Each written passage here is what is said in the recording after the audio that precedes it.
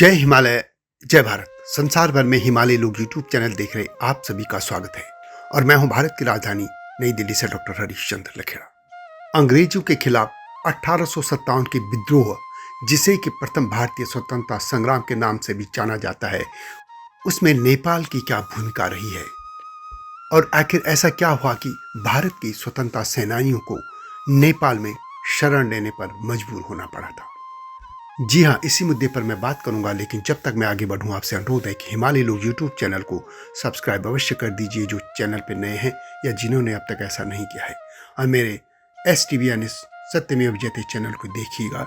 ये आप सभी से विनम्र अनुरोध है। आप सभी जानते हैं कि 1857 का भारतीय विद्रोह ब्रिटिश ईस्ट इंडिया कंपनी के शासन के खिलाफ हुआ था और इसके जो प्रमुख सेनानी थे उसमें मंगल पांडे, रानी लक्ष्मीबाई, नानाजी पेशवा, तात्या पांडे, कुंवर सिंह, मान सिंह, बहादुर शाह जफर, पीर अली, बेगम हजरत महल आदि कई महान लोग शामिल थे। इस विद्रोह में बलिदान या अपना सर्वस्व न्यौछावर करने वाले पहले भारतीय थे मंगल पांडे। 1857 का प्रथम स्वतंत्रता संग्राम भारत के इतिहास की एक गरिमामय क्रांतिकारी घटना है। यह भारत की पहली सशस्त्र क्रांति थी जिसने भारत में ईस्ट इंडिया कंपनी के शासन को चुनौती दे डाली थी। हालांकि यह विद्रोह असफल हो गया, लेकिन लोगों के मन में अंग्रेजों के शासन से मुक्ति पाने की एक आस जग चुकी थी। आप जानते हैं कि 15वीं शताब्दी के उत्तरार्ध से भारत में अनेक यूरोपीय शक्तियों ने व्यापार करने के उद्देश्य से यहाँ प्रवेश किया था। जिन यूरोपीय देशों की व्यापारिक कंपनियों ने भारत के विभिन्न क्षेत्रों में अपने व्यावसायिक केंद्र स्थापित किए, उनमें पुर्तगाल, हॉलैंड, इंग्लैंड, फ्रांस आदि देश प्रमुख थे। ब्रिटिश ईस्ट इंडिया कंपनी की स्थापना 1600 में हुई थी और व्यापार से अधिक लाभ कमाकर इंग्लैंड को समृद्ध बनाना इस कंपनी का प्रमुख उद्देश्य था। भारत में व्यापार के नाम पे आई इस कंपनी ने अंत में इस देश में अपना शासन करने की कोशिश शुरू कर दी थी और इसी के खिलाफ यह आंदोलन शुरू हुआ था। इन स्वतंत्रता सेनानियों ने दिल्ली समेत अवध और उत्तर पश्चिमी प्रांतों के एक बड़े क्षेत्र पर कब्जा कर लिया था। अंग्रेजों की सत्ता को उखाड़ फेंकने के लिए जब नाना साहब पेशवा समेत आदि ने यह युद्ध छेड़ा, तो नेपाल के तत्कालीन शासक जंग बहादुर ने इस विद्रोह को कुचलने के लिए अंग्रेजों की सहायता करने का निश्चय किया। गोरखों की पूरी सेना इस तथा भारदार यानी मंत्री जंग बहादुर की इस नीति के घोर विरोधी थे।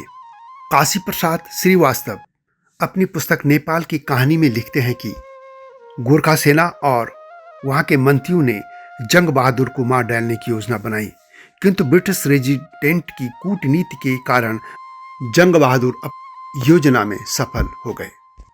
इस तरह अगस्त सन 1857 में 3000 गोरखे सैनिकों की एक टुकड़ी अंग्रेजों का साथ देने के लिए मजबूरन भारत चली आई। जंग बहादुर को भय था कि कहीं यह गोरखा पलटन भारतीय विद्रोही सैनिकों के साथ न चली जाए, उनका साथ न दे दे। इसलिए खुद जंग बहादुर ने नेपाली सैनिकों के साथ अंग्रेज अफसर कोलिन कैंपबेल के साथ लखनऊ की ओर प्रस्थान किया। दिसंबर सन 1857 में जंग बहादुर ने नेपाल से 9000 और गोरखा सैनिकों को बुलाया और जनरल फ्रैंक्स और रोक्रोफ्ट के साथ बनारस के उत्तर तथा अवध के पूर्व में स्वतंत्रता सेनानियों के खिलाफ धावा बोल दिया। 25 फरवरी सन 1858 को जंग बहादुर की सेना ने अंग्रेजी सेना के साथ घाघरा नदी पार करके अंबरपुर दुर्ग पर धावा बोल दिया। जंग बहादुर की सेना ने गोली मारकर बड़ी संख्या में स्वतंत्रता सेनानियों की हत्या कर दी थी। मार्च के द्वितीय सप्ताह में जंग बहादुर और फ्रैंक्स की सेनाओं ने पूर्वी की ओर से तथा कोलिन कैंपबेल की सेना ने पश्चिम में कानपुर की ओर से लखनऊ पर हमला किया। अवध के आंदोलनकारियों ने सन 1858 ईस्वी में जून से नवंबर तक तथा सन 1859 के नवंबर से 1960 के अप्रैल तक अंग्रेजों के दांत खट्टे कर दिए थे, लेकिन अंत में विवश होकर भारतीय आंदोलनकारियों को भारत से भागकर नेपाल में शरण लेनी पड़ी थी। वैसे तो इस आंदोलन के नेता नाना साहब ने वचन दिया था कि अंग्रेज सत्ता को उखाड़ने के बाद नेपाल नरेश को भी भारत का अधिनायक माना जाएगा, लेकिन तब भी जंग बहादुर राणा को इन स्वतंत्रता सेनानियों को शरण देने की या उनको प्रश्रय देने की, आश्रय देने का साहस नहीं हुआ था। जंग बहादुर राणा ने कूटनीति का सहारा लिया और कुछ बागियों को उसने अंग्रेजों को सौंप दिया और अधिकतर को नेपाल की तराई व अन्य पहाड़ों में छिपाकर आश्रय दे दिया था। जंग बहादुर राणा नेपाल के पहले राणा प्रधानमंत्री थे जिन्होंने की सत्ता को अपने हाथ में लेकर राणा वंश की स्थापना कर दी थी, जबकि नेपाल में तो वैसे शाह राजवंश था। काशी प्रसाद श्रीवास्तव, नेपाल की सलाहकार सभा के सदस्य, लिखते हैं कि नेपाल की जनता ने भारत के स्वतंत्रता सेनानियों के साथ बहुत अच्छा व्यवहार किया और वे काफी अरसे तक नेपाल में रहे। जंग बहादुर राणा ने नाना साहब पेशवा आदि को कुछ गांव और पेंशन आदि भी दी थी।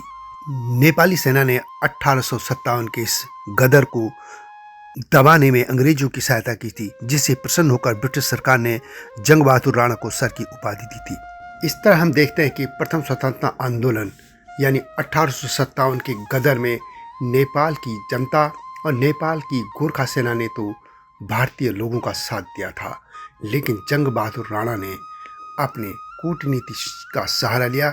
एक और उन्होंने अंग्रेजों की भी सहायता की, तो दूसरी तरफ उन्होंने कुछ स्वतंत्रता सेनानियों को नेपाल में शरण भी दी थी। तो यह थी भारत के प्रथम स्वतंत्रता संग्राम में नेपाल की भूमिका। वीडियो कैसे लगी कमेंट में अवश्य लिखें। जल्दी आऊंगा नई गाथा के साथ, तब तक जय हिमालय, जय भारत। हिमालय पे पेड़ हो तो गीत गाएंगी नदियाँ, गीत गाएंगी नदियाँ।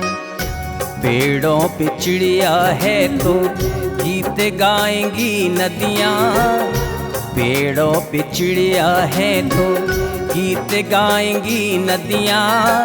माँ की लोरी जैसे होते हैं नदियों के गीत।